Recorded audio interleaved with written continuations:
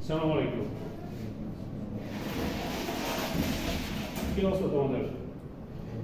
So this is your first lecture class, okay? Introduction to electronics. We will go through some reviews of previous courses. প্রথমে ওগুলা একটু কিছু জিনিস review করব, যেমন ডিভাইস যেগুলো আছে এগুলার সম্পর্কে, বা এই ডিভাইসের অ্যাক্রসের ভোল্টেজ, বা এগুলো যদি সিরিজে থাকে প্যারালালে থাকে তাহলে কীভাবে এগুলো ক্যালকুলেশন করতে হয়, এবং ফ্রিকোয়েন্সি রেসপন্স, যে ইলেকট্রিক্যাল সার্কিট যেটা আছে এখান থেকে ফ্রিকোয়েন্সির সাথে কি সম্পর্ক, বা ধরো যে তুমি ইনপুটে কি সিগন্যাল দিলে আউটপুটে কি ধরনের সিগন্যাল পেতে পারো, এইগুলো নিয়ে একটা জেনারেল রিভিউ দিব আজকের ক্লাসে। Then we will go back to devices like op-amps, or diodes, MOSFETs, BJTs. So this course will extensively talk about these devices. Operational amplifiers নিয়ে থাকবে, MOSFET নিয়ে থাকবে, diode নিয়ে থাকবে, bipolar junction transistor নিয়ে থাকবে। এগুলার ওয়ার্কিং প্রিন্সিপাল, এগুলা কিভাবে কাজ করে, এগুলা কিভাবে সার্কিটে ইমপ্লিমেন্ট করতে হয়, বা ম্যাথমেটিক্যাল প্রবলেম যদি কিছু থাকে, এইগুলা তোমার এক্সটেন্সিভ লেভেলে এই কোর্সে করানো হবে, ঠিক আছে? সো তুমি ওদিকে না অবশ্যই এদিকে চলে আসলে ভালো হয়। ওই সাইডে যারা আছো বোর্ড দেখতে পাও, এটা দেখতে পাও, ক্লিয়ারলি দেখা যায়? ওকে, তাহলে ঠিক আছে। So normally we will use some reference book as given in the previous lecture plan. ওখান থেকে দেখে ওই বইগুলো তোমরা ইউজ করতে পারো। ইলেকট্রনিক সার্কিটস অ্যান্ড ডিভাইস বলে একটা বই আছে, তোমরা ওই বইটা ফলো করতে পারো, এবং আমি ওটার পিডিএফটাও তোমাদেরকে দিয়ে দিই। এছাড়াও অন্য আরও প্র্যাকটিক্যাল বা অ্যাপ্লিকেশন ওরিয়েন্টেড কিছু বই আছে, ওই বইগুলোও আমি তোমাদেরকে পিডিএফ দিয়ে দিই, ঠিক আছে? তোমরা ডাউনলোড করে নিও। তোমাদের যেই 17 ব্যাচের গ্রুপ আছে ওই গ্রুপের মধ্যেও দিব, প্লাস তোমাদের ইআরপিতে যে কোর্স আছে, কোর্স মেটেরিয়াল, ওখানে গেলেও তোমরা ওই বই পাবা, ঠিক আছে? ডাউনলোড করে নিও। So first week তোমার review of this electronic circuits থাকবে। Linear circuit components and properties সম্পর্কে আমরা এই ফার্স্ট উইকের লেকচার থেকে আমরা কিছু জিনিস জানব। যেমন ধরো লেসন অবজেক্টিভস হচ্ছে রেজিস্টার, ক্যাপাসিটর, ইন্ডাক্টরস, এইগুলা কি জিনিস, হ্যাঁ, বা এইগুলা যদি একটার বেশি অধিক থাকে, সিরিজে কানেক্টেড থাকে বা প্যারালালে কানেক্টেড থাকে, তাহলে এগুলার ক্যালকুলেশন কিভাবে করতে হয়, বা এগুলার characteristic curve, IV characteristic curve, এগুলা কি এটা সম্পর্কে জানবো। বা সার্কিটের মধ্যে সোর্স কোনগুলাকে বলে, কি ধরনের সোর্স থাকতে পারে, এবং সার্কিটের নোডস কাকে বলে, হ্যাঁ, বা নোডাল পয়েন্ট কোনগুলা আইডেন্টিফাই করা, এই সম্পর্কে এই কোর্সে ফার্স্ট উইকে রিভিউ করা হবে। তো দেখো, সো প্যাসিভ এলিমেন্টের মধ্যে দেখো দুই ধরনের এলিমেন্ট আছে, একটা হচ্ছে অ্যাক্টিভ এলিমেন্ট আর একটা হচ্ছে প্যাসিভ এলিমেন্ট। অ্যাক্টিভ এলিমেন্ট হচ্ছে গিয়ে যার নিজস্ব শক্তি আছে, ঠিক আছে? যেমন ব্যাটারি হতে পারে, যে কোনো ট্রানজিস্টর হতে পারে, ঠিক আছে? যেগুলা হচ্ছে গিয়ে পাওয়ার সাপ্লাই দেয়, ওগুলাকে আমরা বলি অ্যাক্টিভ এলিমেন্টস, ঠিক আছে? যার নিজস্ব একটা স্টোরড এনার্জি আছে, তুমি সার্কিটে লাগালে তার থেকে পাওয়ার সাপ্লাই হয়। আর প্যাসিভ এলিমেন্টস হচ্ছে ওদের কোনো শক্তি লাগে না, ঠিক আছে? তো ওই যে তুমি যে সোর্সটা লাগালে ওই সোর্স থেকে তাদের শক্তিটা আসে, এবং তারা ওই অনুযায়ী তাদের ক্যারেক্টারিস্টিক্স অনুযায়ী তারা কাজ করে। সো প্যাসিভ এলিমেন্টস এর মধ্যে তোমার হচ্ছে রেজিস্টার আছে, ক্যাপাসিটর আছে, ইন্ডাক্টর আছে। তো রেজিস্টারের মধ্যে দিয়ে যদি কোনো কারেন্ট পাস করে, ঠিক আছে? যদি কোনো কারেন্ট পাস করে, according to the Ohm's law, তুমি রেজিস্টারের অ্যাক্রসে যে ভোল্টেজটা পাবে is V is equal to IR, ঠিক আছে? তার মানে এই রেজিস্ট্যান্স বেসিক্যালি তোমার dependent on the length of the conductor the cross sectional area of the conductor. তো এই লেন্থের সাথে যদি তোমার লেন্থটা যদি অনেক বড় হয় তাহলে ওই জিনিসের রেজিস্ট্যান্স অনেক বেশি হয়। হ্যাঁ, ইট ইজ প্রপোর্শনাল। লেন্থ বাড়লে তোমার রেজিস্ট্যান্সও বাড়বে। আর ক্রস সেকশনাল এরিয়া যেটা আছে ওটা যত বড় হবে তার মানে ওটার ভিতর দিয়ে তত বেশি ইলেকট্রন ফ্লো করতে পারবে, তার মানে রেজিস্ট্যান্স কমবে। তোমার ক্রস সেকশনাল এরিয়া বাড়লে রেজিস্ট্যান্সের ভ্যালু কমে যায়। So it is inversely proportional. ঠিক আছে? সো বিভিন্ন টাইপের রেজিস্টার আছে depending on the material you are using. হ্যাঁ, কি ধরনের কন্ডাক্টর ইউজ করছো তার উপর ডিপেন্ড করবে। ঠিক আছে? বিভিন্ন টাইপের রেজিস্ট্যান্সের ভ্যালু থাকতে পারে। এটা খুব ছোট ভ্যালু থেকে অনেক বড় ভ্যালু হতে পারে। But the size does not depend on the value of the register. তো রেজিস্টারের ভ্যালু অনেক বড় হতে পারে, কিন্তু রেজিস্টারের হতে পারে, সাইজ হতে পারে ছোট। ঠিক আছে? সেটা মনে রাখবা। সো এটার অ্যাক্রসে আমি যদি ভোল্টেজ চাই তাহলে এটার ভিতর দিয়ে কত কারেন্ট যাচ্ছে আর এটার যে রেজিস্ট্যান্স ভ্যালু আছে এটাকে গুণ করলে according to Ohm's law we will get the voltage across the resistor. V is equal to I. ঠিক আছে? Similarly, capacitor হচ্ছে এনার্জি স্টোর করে, তাই না? চার্জ ধরে রাখে। দেখো এটাও যেমন পজিটিভ সাইড দিয়ে কারেন্টটা ঢুকছিল, তার মানে এইটার অ্যাক্রসে যে ভোল্টেজটা এটা পজিটিভ। ঠিক আছে? সিমিলারলি এই কারেন্টটাও এইটার পজিটিভ এন্ড দিয়ে ঢুকছে, নেগেটিভ এন্ড দিয়ে বেরোচ্ছে। So capacitor basically there is a change in voltage. ঠিক আছে? তো ক্যাপাসিটরে তুমি যখন ব্যাটারি কানেক্ট করো এখানে একটা পজিটিভ চার্জ গ্যাদার হয় এই প্লেটে, এটা তো মেটাল প্লেট। সো এখানে পজিটিভ চার্জ গ্যাদার হয়, এখানে নেগেটিভ চার্জ গ্যাদার হয়। সো বেসিক্যালি এখানে একটা ইলেকট্রিক ফিল্ড তৈরি হয় উপরে। হ্যাঁ, এই ইলেকট্রিক ফিল্ডের কারণে এটার মাঝখানে যে ডাইইলেকট্রিক মেটেরিয়াল আছে তারা ওই ইলেকট্রিক ফিল্ড অনুযায়ী তাদেরকে অ্যারেঞ্জ করে। তো অ্যারেঞ্জ করলে বেসিক্যালি তোমার প্রপার অ্যারেঞ্জমেন্টটা হলে তোমার এক সাইড থেকে আরেক সাইডে ইলেকট্রন ফ্লো করে। ঠিক আছে? ফ্লো করে তোমার নেগেটিভ সাইডে আসে। সো ফুল সাইকেল ক্রিয়েট হলে ওটার ভিতর দিয়ে ইলেকট্রিসিটি পাস করে। সো বেসিক্যালি কারেন্টটা আমি পাবো এই ক্যাপাসিটরের যে ভ্যালুটা আছে, depending on the value of the capacitor times the rate of change of voltage, ঠিক আছে, is your current flowing through this. ঠিক আছে? So this is how you calculate the current through the capacitor. Similarly, inductor is also a storage device, energy storage device. ঠিক আছে? এই ইন্ডাক্টরের ভিতরে coil থাকে। ঠিক আছে? কয়েল থাকে। সো তুমি যখন ওটার ভিতর দিয়ে কারেন্ট ফ্লো করাও ওই কারেন্টটা তোমার ওই কয়েলের ভিতর দিয়ে যায়, তার মানে তোমার ওখানে একটা ইলেকট্রিক ফিল্ড তৈরি হয়। ঠিক আছে? সো ওইটার কারণে ওইটার অ্যাক্রসে ভোল্টেজ ইনডিউসড হয়। ঠিক আছে? একটা ভোল্টেজ ওখানে স্টোরড হয়। সো সেম ওয়ে এখানে বেসিক্যালি কারেন্টটা চেঞ্জ হয় উইথ রেসপেক্ট টু টাইম। যেমন ক্যাপাসিটরে ভোল্টেজটা চেঞ্জ হচ্ছিল উইথ রেসপেক্ট টু টাইম, এখানে কারেন্টটা চেঞ্জ হয়।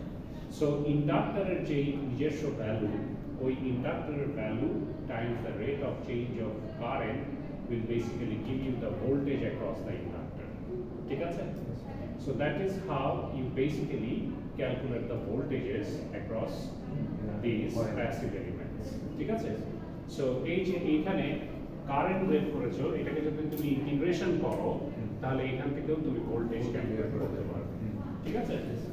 So this is how you basically use these passive elements, and these are the ways to find the voltage across them. ঠিক আছে? So now we will talk about series and parallel connections. ঠিক আছে?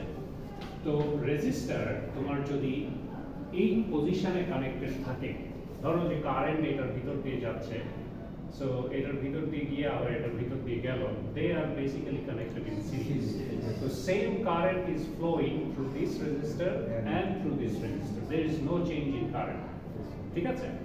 But depending on the value of the resistor, your voltage across the resistor will change according to Ohm's law. ঠিক আছে? ধরতে পেরেছো?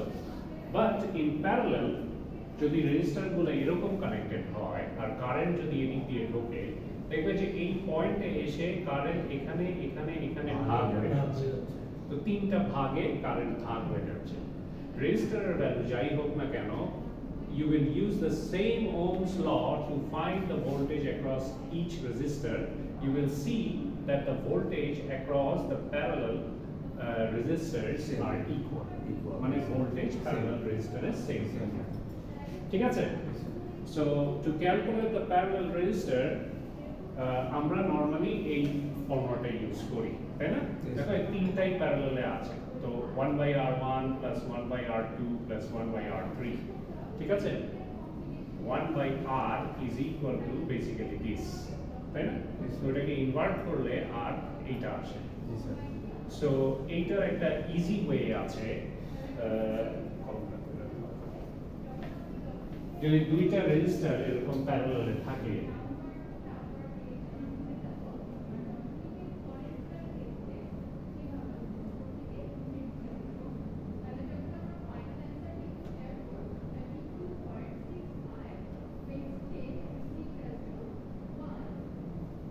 So দেখো এই কারেন্টটা এসে দুই ভাগে ভাগ হয়ে যাচ্ছে so the main current is the sum of these two current তাই না so এটা যদি R1 হয় এটা যদি R2 হয় I want to calculate the equivalent resistance so equivalent resistance calculate করার খুব easy way আছে that is the equivalent resistance will be the multiplication of these two resistors R1 times R2 divided by the total resistance R1 plus R2. So এভাবে করে তুমি ওই equivalent resistance প্যারালালে বের করতে পারবে তো যদি তিনটা থাকে তাহলে দুইটা করে নিবা ইকুইভ্যালেন্ট রেজিস্ট্যান্সটা লিখবা আবার আরেকবার করবে তাহলে ইজিলি বের হয়ে যাবে বুঝতে পেরেছো এই জিনিসটা so for a series resistor, you can sum these two resistors to find the equivalent resistance. But for parallel, you basically have to apply this formula or this one, okay, to calculate the resistance. Similarly, for inductors, if the inductors are in series, you basically add them up like the resistors, okay. Same current will flow through the inductors. In case of it, if it is parallel, it is the same calculation as the resistor. So, inductor and resistor calculation same. But capacitor e যখন যাচ্ছ তোমার এই capacitor যদি in series A connected থাকে you have to apply এটা এত নিচে চলে গেল যেমন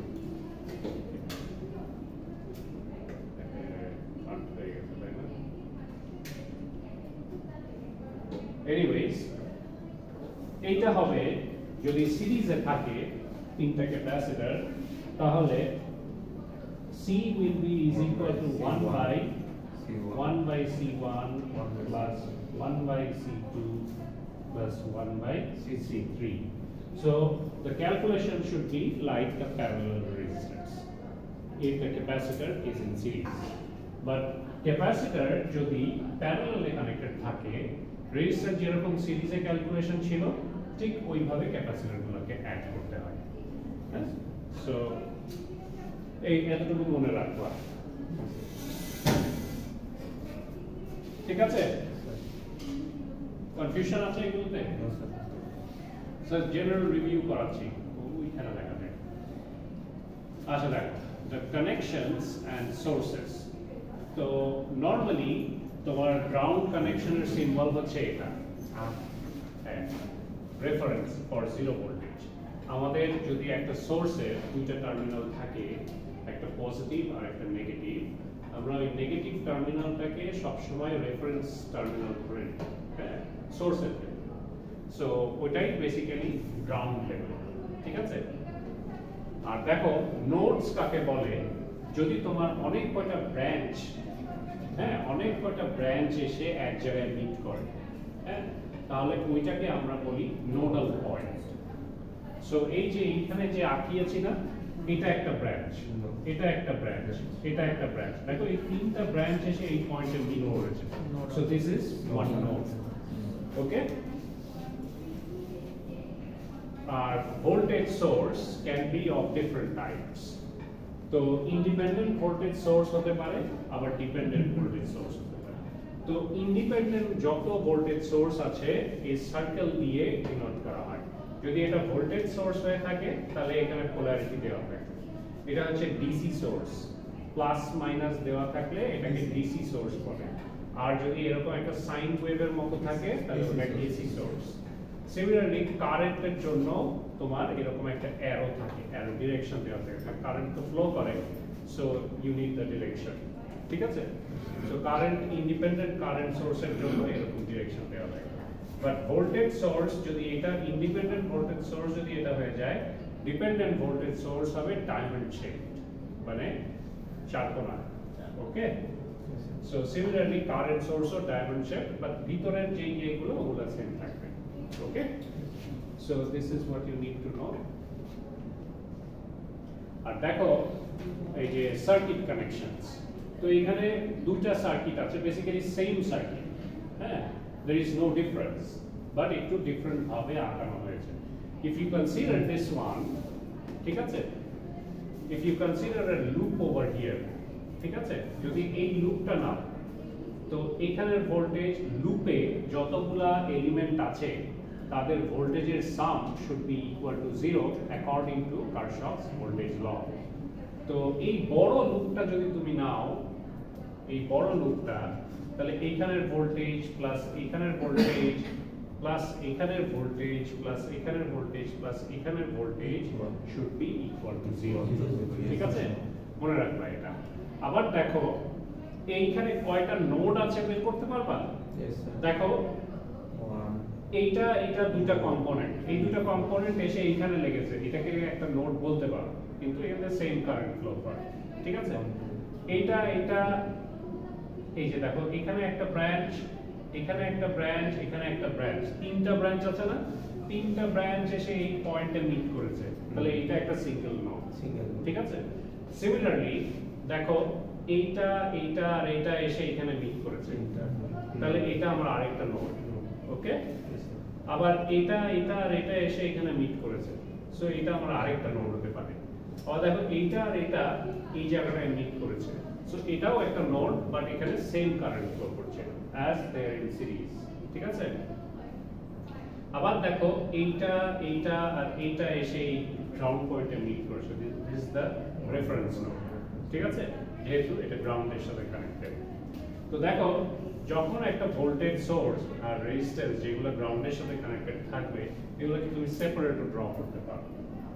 বা এরকম যদি ডায়াগ্রাম থাকে, তাহলে এটার ইকুইভ্যালেন্ট ডায়াগ্রাম হচ্ছে এটা। তো এটাকে একটা স্ট্রেট লাইন দিয়ে তুমি যোগ করে দিতে পারো, নিয়ে একটা গ্রাউন্ড পয়েন্ট ধরতে পারো।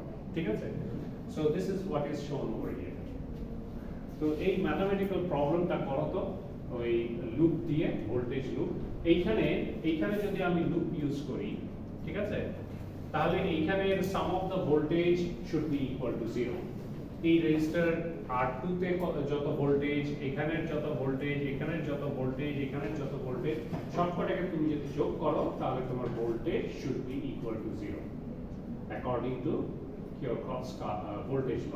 ঠিক আছে, সিমিলারলি এই লুপ ইউজ যদি করো, এখানের ভোল্টেজ, এখানের ভোল্টেজ, এখানের ভোল্টেজ যোগ করলে should be 0। Okay, so now we will go to review of KVL and KCL, যেগুলা একটু আগে বললাম সার্কিট ডায়াগ্রাম থেকে। এখানে বেসিক্যালি নোড চিনানোর জন্য আর ভোল্টেজ সোর্স কয় ধরনের তোমার সার্কিট থাকতে পারে, এগুলো অ্যাক্টিভ ভোল্টেজ সোর্স দিয়ে করা হয়েছে দেখানোর জন্য। Okay, now we will go to review of KVL and KCL, Kirchhoff's voltage law and Kirchhoff's current law. ঠিক আছে, তো দেখো এই লেসন থেকে তোমরা এই দুইটা সম্পর্কে তোমাদের রিভিউ করানো হবে। তো এই যে জিনিসটা বলছিলাম, দিস ইজ ওয়ান সার্কিট। ঠিক আছে, এই সার্কিটে the sum of the voltages around any closed loop is 0। তার মানে তোমার যে কোনো লুপ যদি তুমি ধরো, ওই লুপের ভিতরে যতগুলো ভোল্টেজ আছে তাদের যোগফল should be equal to 0 according to Kirchhoff's voltage law. ঠিক আছে, তো এই যে লাল ইয়ে দিয়ে যে ইয়েটা নিয়েছে, সো এই লুপটা যদি আমি কনসিডার করি তাহলে দেখো এই কারেন্টের ফ্লো যদি এই ডিরেকশনে ধরি, কারেন্ট এটার পজিটিভ দিয়ে ঢুকছে, তার মানে এটার ভোল্টেজ পজিটিভ ধরলাম, ঠিক আছে? এখানের ভোল্টেজ পজিটিভ, আবার কারেন্ট এখানে পজিটিভ দিয়ে ঢুকছে, এটারও ভোল্টেজ পজিটিভ, এখান দিয়ে পজিটিভ ভোল্টেজ, এখানেও তোমার ধরে নিলাম যে পজিটিভ, হ্যাঁ? সো এই sum of all the voltage should be equal to 0। হয়তো এই কোনটার ভ্যালু একটা নেগেটিভ দেওয়া আছে, বাট পোলারিটি পজিটিভ দেওয়া আছে, বুঝতে পেরেছো? সো ওই it will be a balanced network, হ্যাঁ? Sum of the voltage should be equal to 0। অথবা এই মাঝখানে যদি তুমি লুপ ইউজ করো, এখানের ভোল্টেজ, এখানের ভোল্টেজ, এখানের ভোল্টেজ, এখানের ভোল্টেজ যোগ করলে শুড বি ইকুয়াল টু 0। বুঝতে পেরেছো? তো এখানে একটা ছোট্ট প্রবলেম আছে, এইখানে তুমি এই VH এর ভ্যালুটা বের করতে পারবা? VH কি VL এ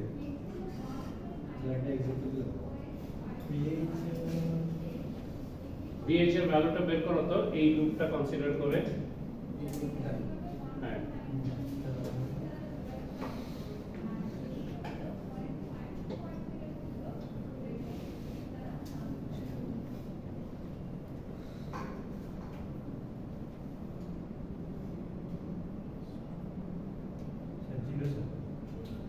জিরো এসছে, বলো কিভাবে জিরো আসে? ধরো যে কার আমি এই দিকে আমার লুপ নিয়েছি, রাইট? সো আমার অ্যারোর ডিরেকশন এদিকে, তাই না? তো এটা মাইনাস দিয়ে ঢুকছে, তাহলে এটা মাইনাস ভোল্ট, -2, এখানে -2, ঠিক আছে? এই যে এই ভোল্টেজটা -2, এই নেগেটিভ অ্যারো এখান দিয়ে ঢুকছে, তাই না? এদিকে এসে পজিটিভ দিয়ে ঢুকছে, তাই না? কিন্তু এটার ভ্যালু কত? -1, -1, ঠিক আছে? ধরতে পারছো? +5, তারপরে +5, সরি -5, এখানে মাইনাস আছে না? মাইনাস দিয়ে কারেন্ট ঢুকছে, তাহলে -5, +4, তারপর +4,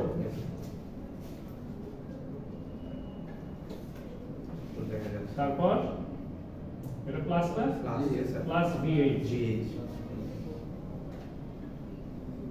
ইকুয়াল টু 0, তাই না? লুপ তো শেষ হয়ে গেছে, you are back to the original point, তাই না?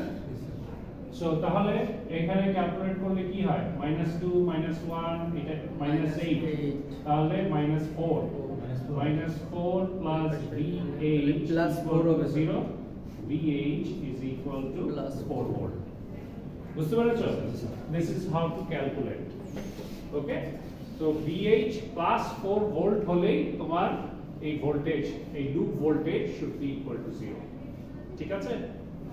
So this is how you solve it. Okay? তো KVL and parallel circuits. তো দেখো এই দুইটা জিনিস in parallel, তাই না? তো এইখানে যা ভোল্টেজ হবে এখানেও সেম ভোল্টেজ হবে, প্যারালাল সার্কিটে তোমার ভোল্টেজ সমান। তো দেখো এখানে যদি 4 ভোল্ট হয়, হ্যাঁ, তো এখান দিয়ে কারেন্ট ঢুকছে, তার মানে এখানে মাইনাস না, তাহলে -4 ভোল্ট, আর এটার পজিটিভ দিয়ে ঢুকছে +4 ভোল্ট, তার মানে this should be equal two 4, ঠিক আছে? So that is how to find.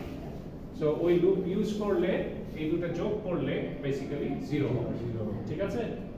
So এটাই VA is equal to VB in parallel circuits.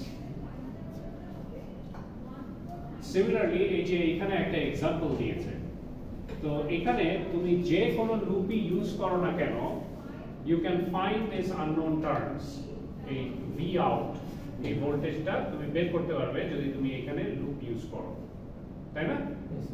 এখানে লুপ ইউজ করলে কি হবে? দেখো এই দিক দিয়ে তোমার কারেন্ট যাচ্ছে, তাই না? +5, সো +5, এখানে তো ভোল্টেজ তো জানি না, আচ্ছা যাও এর ভোল্টেজ বাদ দাও, করতে হবে না, 10 ভোল্ট স্যার। হ্যাঁ, মানে কারেন্ট I3 দিয়ে আছে, পারবা করতে পারবা, নিচের দিকে কিছু ছিল KVL,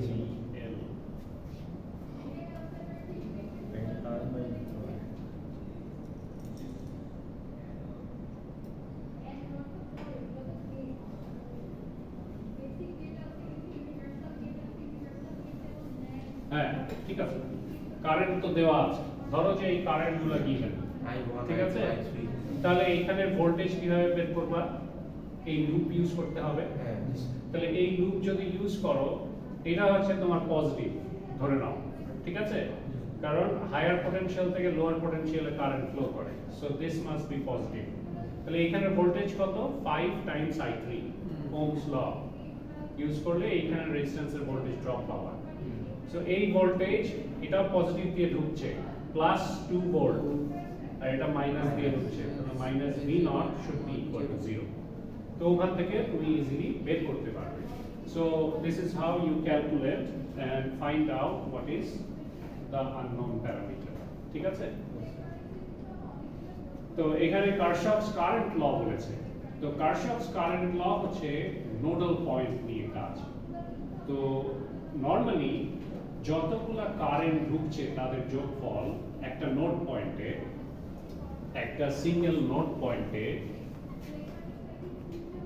যতগুলা কারেন্ট এই নোড পয়েন্টের ভিতরে ঢুকছে আর তাদের যোগফল শুড বি ইকুয়াল টু যতগুলা কারেন্ট এই নোড পয়েন্ট থেকে বাইরে দিকে বেরোয় যাচ্ছে, ঠিক আছে।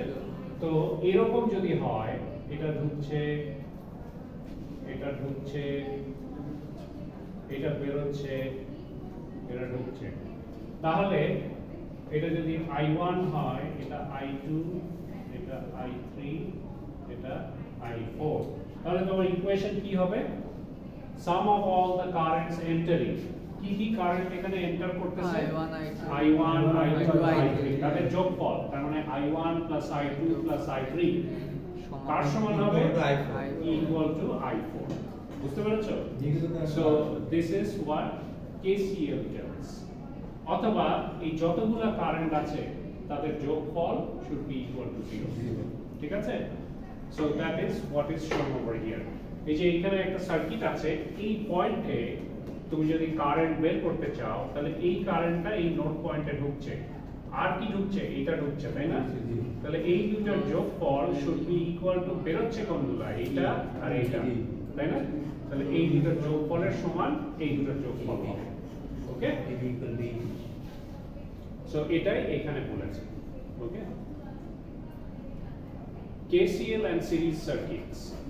তো তোমার যদি দুইটা রেজিস্টার যদি ইন সিরিজে থাকে, তাহলে তোমার একটা টার্মিনাল দিয়ে যদি কারেন্ট ঢোকে, তাহলে পরবর্তী টার্মিনাল যেটা দিয়ে বেরোবে একই কারেন্ট বেরোবে, সেম কারেন্ট বেরোবে। তার মানে মাঝখানে যে দুটো কম্পোনেন্ট আছে তাদের মধ্যে দিয়ে সেম কারেন্ট ফ্লো করবে।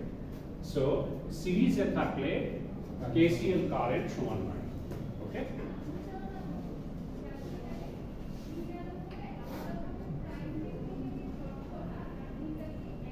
KCL এক্সাম্পল দিয়েছে এখানে একটা mathematical example.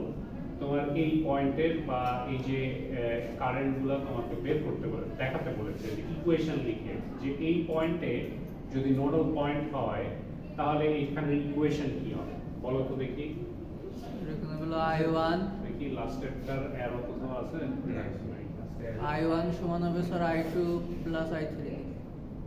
I1, I2 equal to I3, মানে যে দুটো ঢুকতেছে আর একটা বের হয়ে যাচ্ছে I3 কারেন্ট। দুইটা বের হচ্ছে না স্যার? এখানে তার একটা ব্রাঞ্চ আছে, এটা ধরো এই কারেন্টটা বের হয়ে যাচ্ছে, I1 equal I2 plus I2 plus তাহলে I1 is equal to I2 plus I3 plus I2, হ্যাঁ। So that is how to find out. So these are the summaries that you have studied so far. Introduced KVL and KCL, applied KVL to parallel elements, applied KCL to series elements, আর হচ্ছে গিয়ে solve the simple circuit using Kirchhoff's law. So এইগুলা করেছো, কিন্তু আমার slide কেন নিচে চলে আসছে? এটা কি জুম ইন জুম আউট করা যায়? হ্যাঁ, এখানে কিভাবে? এটা তো পারি না।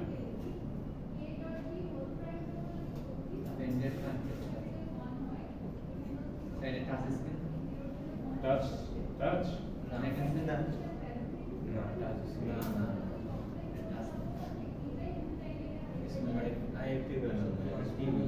only smart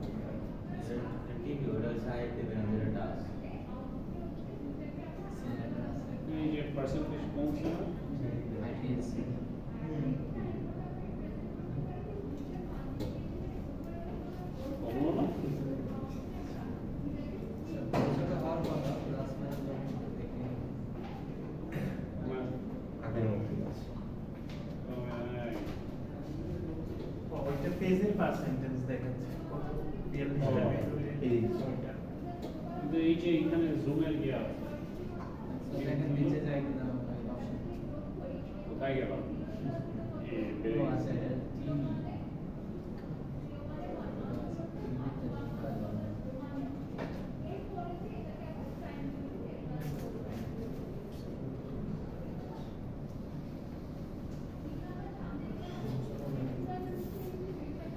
না সময় না নষ্ট করি জি স্যার যেরকম আছে ওরকমই করি ঠিক আছে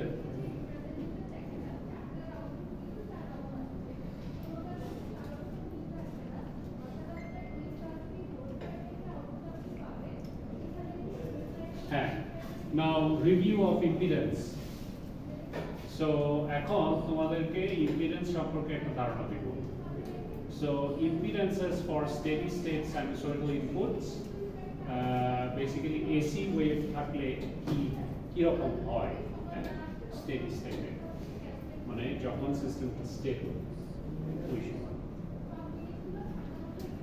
সো দেখো এটা অনেক নেমে গেছে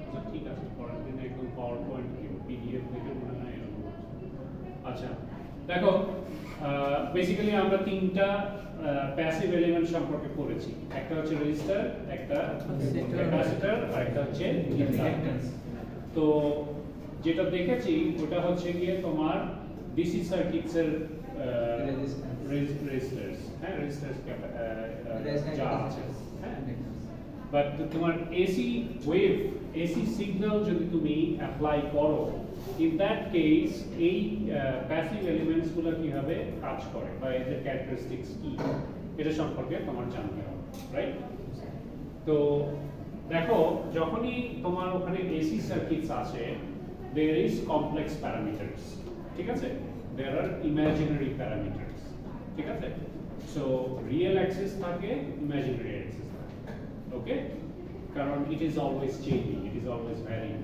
তাই না তো তোমার যদি ইনপুট ভোল্টেজ তোমার একটা সাইনুসয়েডাল ওয়েভ হয় এইটা ঠিক আছে আর এইটা যদি রেজিস্টারে তুমি অ্যাপ্লাই করো তাহলে এটা রেজিস্টারের মধ্যে দিয়ে যে কারেন্টটা ফ্লো করবে as the resistor is a real component real value হ্যাঁ তো তোমার ওইটার ভিতর দিয়ে যে কারেন্টটা ফ্লো করবে will be in phase with the voltage input voltage applied ঠিক আছে যেই সাইনুসয়েডাল ভোল্টেজটা যেই অ্যাঙ্গেলে তুমি ইমপ্লিমেন্ট করছো ইনপুটে দিচ্ছ ঠিক ওইটাই ফলো করবে রেজিস্টারের ভিতর দিয়ে যে কারেন্টটা ফ্লো করছে ওইটা but will be in reduced in magnitude এই যে কারেন্টের দেখো যে ভোল্টেজ অ্যাপ্লাই করেছো কারেন্টের ম্যাগনিটিউডটা কম কিন্তু in phase with the voltage মানে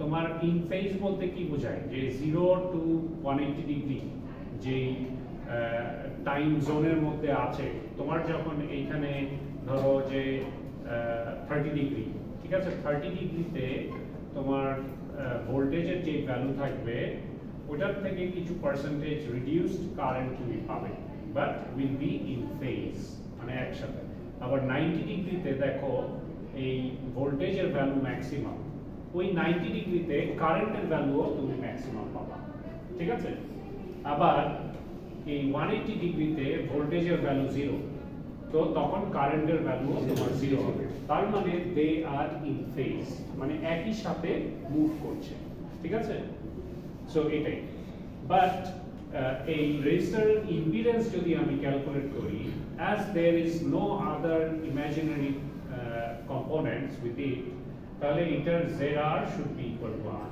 মানে real value ঠিক আছে resistive value but what happens for a capacitor দেখো in case of a capacitor if you calculate the impedance of it এটা একটা তোমার কম্পোনেন্ট যেটা হচ্ছে গিয়ে তোমার ইমাজিনারি ভ্যালু দেয় ঠিক আছে তো রিঅ্যাক্টিভ ভ্যালু দেয় সো এটার যে রিঅ্যাক্টেন্সটা বা ইম্পিডেন্সটা it should be 1 by j omega c ঠিক আছে সো মনে রাখবা যে ক্যাপাসিটরের যদি তুমি ইম্পিডেন্স বের করতে চাও বা রিঅ্যাকট্যান্স বের করতে চাও তাহলে XC is equal to 1 by omega C, যেটা হচ্ছে ইমাজিনারি টার্ম, ঠিক আছে? 1 by omega C হচ্ছে গিয়ে তোমার XC এর ভ্যালু, ওকে? আর তার সামনে একটা J থাকবে, ওকে? সো এটা মনে রাখবা। তো when you will be plotting this বা এটাতে তুমি যে ইনপুট ভোল্টেজটা ইউজ করেছো VT, ঠিক আছে? একটা সাইন ওয়েভ যদি ইউজ করো, এই ক্যাপাসিটরটা তো বেসিক্যালি চার্জ হয়, তাই না? তো এই দেখো তুমি যে ভোল্টেজটা অ্যাপ্লাই করেছো তার থেকে কারেন্ট উইল বি লিডিং, ঠিক আছে? কারেন্ট লিডিং, হ্যাঁ, current will be leading. Lagging হচ্ছে ভোল্টেজ, ল্যাগিং হচ্ছে ভোল্টেজ, ঠিক আছে? দেখো এই যে তোমার এই পয়েন্টে ভোল্টেজ 0, ঠিক আছে? কিন্তু তুমি যদি করেসপন্ডিং তুমি কারেন্টের ভ্যালু নাও, কারেন্ট আরো আর্লি স্টার্ট হয়েছে, so current is always leading the voltage. So ক্যাপাসিটরের ক্ষেত্রে current will lead and voltage will lag, বুঝতে পেরেছো? সো এটা 90 ডিগ্রি আউট অফ ফেজে থাকবে, as there is a J angle, root of -1, so এটার angle difference হয় হচ্ছে গিয়ে 90 ডিগ্রি। সো তোমার যে ভোল্টেজ আর কারেন্ট তাদের মধ্যে ফেজ ডিফারেন্স থাকবে 90 ডিগ্রি, ওকে? হ্যাঁ, এতটুকু মনে রাখবা। আর ইন কেস অফ ইন্ডাক্টর, যদি ক্যাপাসিটর নেগেটিভ 90 ডিগ্রি হয় তাহলে inductor will be positive 90 degree difference. তো ইন দ্যাট কেস তোমার ইন্ডাক্টরের ইম্পিডেন্স হচ্ছে ZL is equal to J omega L. Basically omega L is the reactance, ঠিক আছে? omega times ইন্ডাক্টরের যে ভ্যালু এটা করলে তুমি XL এর ভ্যালু পাবা। So J omega L is the impedance of the inductor. Sir, J means J হচ্ছে imaginary portion, ঠিক আছে? কনস্ট্যান্ট টার্ম হচ্ছে এটা, এটা হচ্ছে ইমাজিনারি পোরশন, ঠিক আছে? একটা রিয়েল অ্যাক্সিস আছে আর একটা ইমাজিনারি অ্যাক্সিস আছে। J is the imaginary axis. So এটাই। তো এইটার মধ্যে যেহেতু এটা হচ্ছে গিয়ে কারেন্ট ভ্যারিং, হ্যাঁ, তো তুমি যে ভোল্টেজটা অ্যাপ্লাই করছো এই ভোল্টেজের উপর ডিপেন্ড করে তোমার কারেন্টটা চেঞ্জ হচ্ছে, but this will be lagging, the current will be lagging কত 90 ডিগ্রি ফেজ ডিফারেন্স থাকবে, ঠিক আছে? এই যে এই পয়েন্ট আর এই পয়েন্টটার যে অ্যাঙ্গেল ডিফারেন্সটা এটা হচ্ছে 90 ডিগ্রি, ঠিক আছে? Positive 90 degree difference. সো এটাই হচ্ছে গিয়ে তোমার এসি ভোল্টেজ তুমি যদি অ্যাপ্লাই করো তাহলে এই প্যাসিভ এলিমেন্টসগুলা এইভাবে তাদের ক্যারেক্টারিস্টিক্স শো করে, ঠিক আছে? এখানে impedance in series, so impedance in series কিভাবে ক্যালকুলেট করতে হয় এটা দেখিয়েছে। সো এটাও একটা ইমাজিনারি পার্ট, এটাও একটা imaginary part. Z is basically equal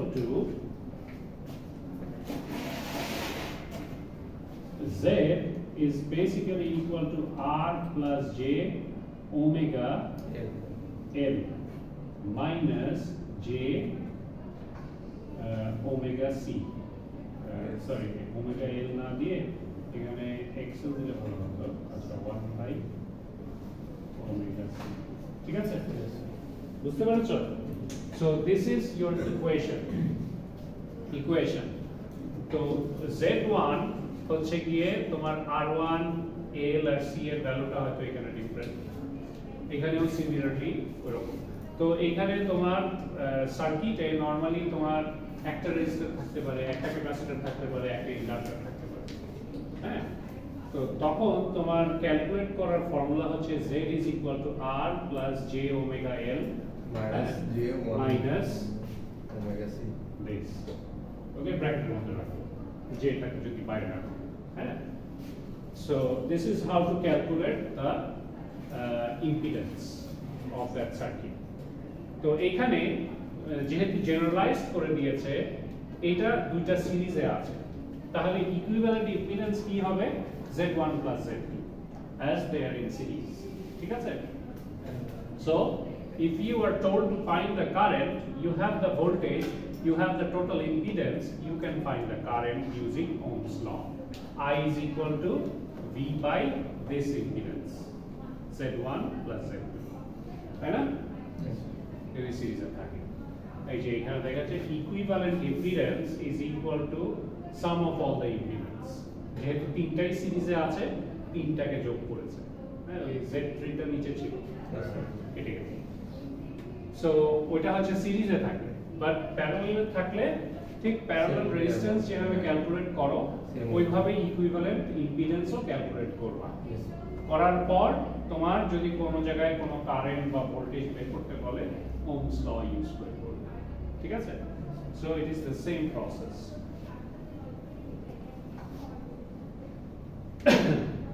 so Kirchhoff's laws তো ভোল্টেজ ল আর কারেন্ট ল এখানে কিভাবে অ্যাপ্লাই হয়েছে এটা দেখিয়েছে তো এখানে একটা সার্কিট আছে এখানে একটা কম্পোনেন্ট আছে এখানে একটা কম্পোনেন্ট আছে এখানে একটা কম্পোনেন্ট এটা ইম্পিডেন্স এটাও ইম্পিডেন্স আর এটা ভোল্টেজ সোর্স তো তুমি যদি এখানে কেভিএল ইউজ করো লুপ ইউজ করো তাহলে এইখানের ভোল্টেজ প্লাস এখানের ভোল্টেজ প্লাস এখানের voltage should be equal to 0 ঠিক আছে সো এখানেও সেম ওয়েতে তুমি কারশফস ভোল্টেজ ল অ্যাপ্লাই করছো সিমিলারলি কারেন্ট ল তুমি এই নোডাল পয়েন্টে ইউজ করতে পারো ঠিক আছে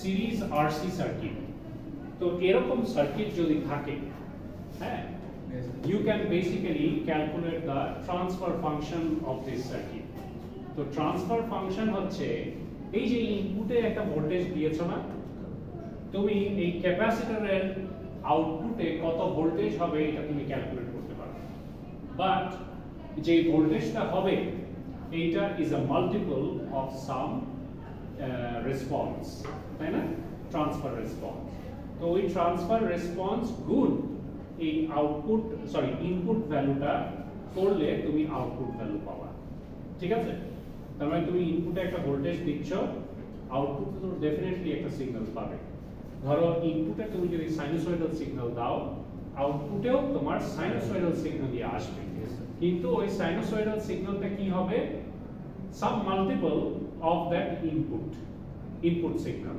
ঠিক আছে সো ওই যে মাল্টিপল ভ্যালুটা that is the transfer function ঠিক আছে এই ট্রান্সফার ফাংশনটা তোমরা ক্যালকুলেট করতে পারবে সো তোমার সিরিজ আরসি সার্কিটে এখানে resistance and capacitance they are connected in series with the voltage source that is why it is known as series RC circuit series RLC circuit দেখতে এরকম ঠিক আছে সো তিনটা জিনিসই তোমার সিরিজে কানেক্টেড ওকে কটা আছে সময় আছে 4 মিনিট বাকি আছে তাই না তারপর ক্লাস আছে আর না স্যার তাহলে সমস্যা নেই তো দেখো এখন তোমাদেরকে এটা শেষ করার আগে একটা ছোট্ট জিনিস দেখো আচ্ছা ট্রান্সফার ফাংশন নিয়ে পরবর্তীতে কথা বলেছি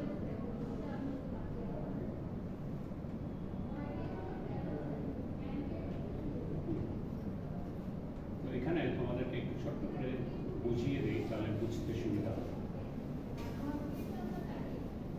এই সিরিজ আরসি সার্কিট যেটা আছে তো এটা ট্রান্সফার ফাংশন যদি তোমাকে বের করতে বলে তাহলে কিভাবে বের করবে একটু দেখে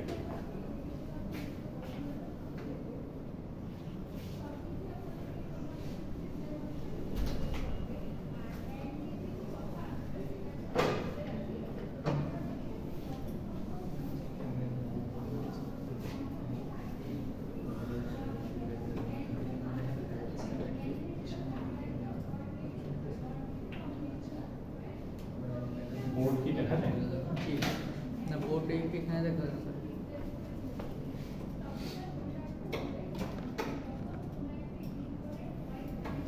এই সার্কিটের ট্রান্সফার ফাংশন যদি তুমি বের করতে চাও, you have to use voltage divider rule, ঠিক আছে, অথবা current divider rule to find the transfer function. So normally এখানে এই সার্কিটে একটা সোর্স আছে, রেজিস্টার আছে, ক্যাপাসিটর আছে। তো আমি ক্যাপাসিটরের অ্যাক্রসে আউটপুট ভোল্টেজ বের করতে চাই, ঠিক আছে। সো এটা আমি ইজিলি বের করতে পারবো। আমি যদি এটার ইম্পিডেন্স ক্যালকুলেট করে, ঠিক আছে। তো ওই ওপরেরটার ইম্পিডেন্স আমি ধরলাম ZR is equal to basically R, ঠিক আছে। আর ক্যাপাসিটরের অ্যাক্রসের impedance ZC is equal to 1 by J omega C, তাই না? So these are the two terms. তার মানে এই দুইটাকে আমি এভাবে ধরলাম, তার মানে আমার সার্কিটটা এখন এরকম।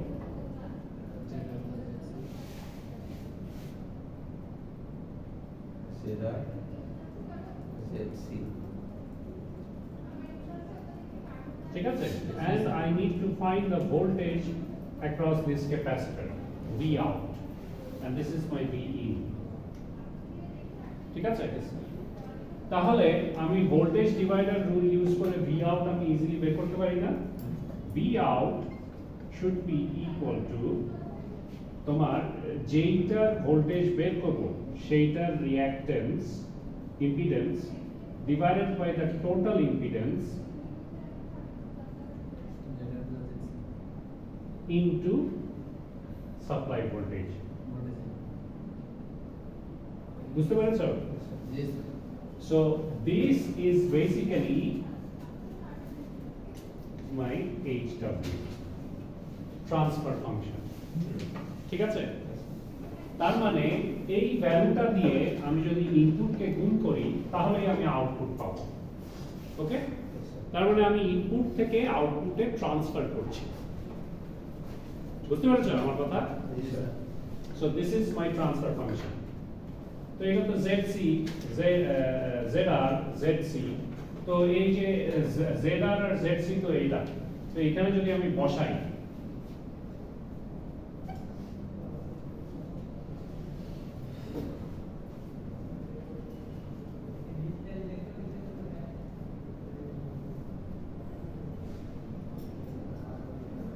যদি আরো সিম্পলিফাই করি, এটা দিয়ে যদি আমি উপর নিচ গুণ করি তাহলে এটা 1 হয়ে যায় না? উপরেরটা 1, এই 1 বাই J ওমেগা C দিয়ে এটাকে গুণ করলে R by J omega C plus এটাকে এটা দিয়ে গুণ করলে, সরি ভাগ করলে কি হয়? তো J omega C, এটা কি গুণ করে ফেললাম? হ্যাঁ, গুণ করে ফেললাম, ভাগ করতে হবে। এটাকে যদি ভাগ করি এটা দিয়ে তাহলে J ওমেগা RC, তাই না? আর এটাকে এটাকে ভাগ করলে 1। So this one is basically can be written over here 1 by 1 plus J omega RC times V in.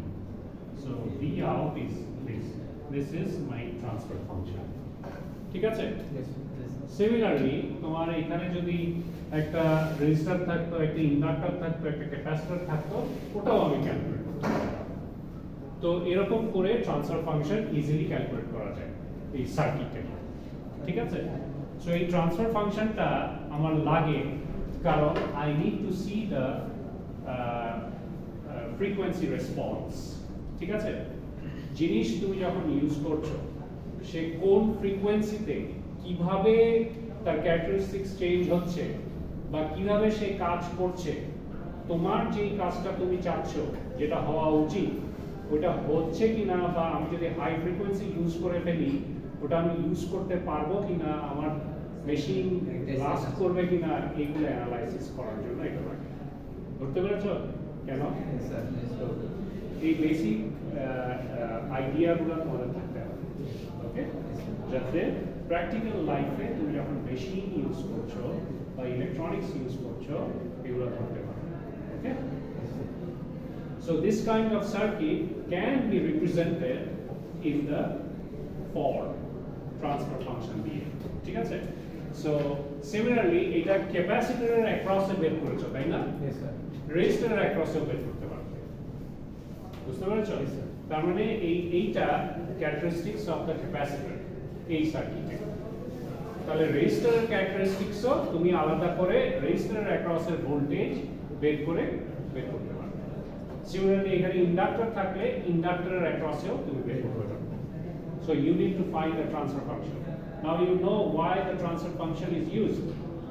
So এই কারণে আমরা ট্রান্সফার ফাংশনকে বের করি এই বিভিন্ন তোমার কম্পোনেন্ট তোমার ক্যারেক্টারিস্টিক্স জানার জন্য, বা আমি ওখানে ইউজ করলে এটা লাস্ট করবে কিনা বা লাস্টিং হবে কিনা বা এটা ইউজ করা ঠিক হবে কিনা এটা আমরা জানতে পারি। ঠিক আছে? So as an electrical engineer we should be able to know all these things and how to calculate them. ঠিক আছে? So আজকে এত পর্যন্ত থাক। ওকে? নেক্সট ক্লাসে আমরা এই ট্রান্সফার ফাংশনটাই রিভিউ করে তারপর পরবর্তী ইয়ে দেখব। ঠিক আছে? Maybe we will start open first অথবা ম্যাথমেটিক্যাল কিছু ক্যালকুলেশনও দেখা হবে। ধরা গেছে আজকের ক্লাস? তোমরা একটা পেজে তোমাদের অ্যাটেন্ডেন্স শিটটা দেবা, অ্যাটেন্ডেন্সটা দাও।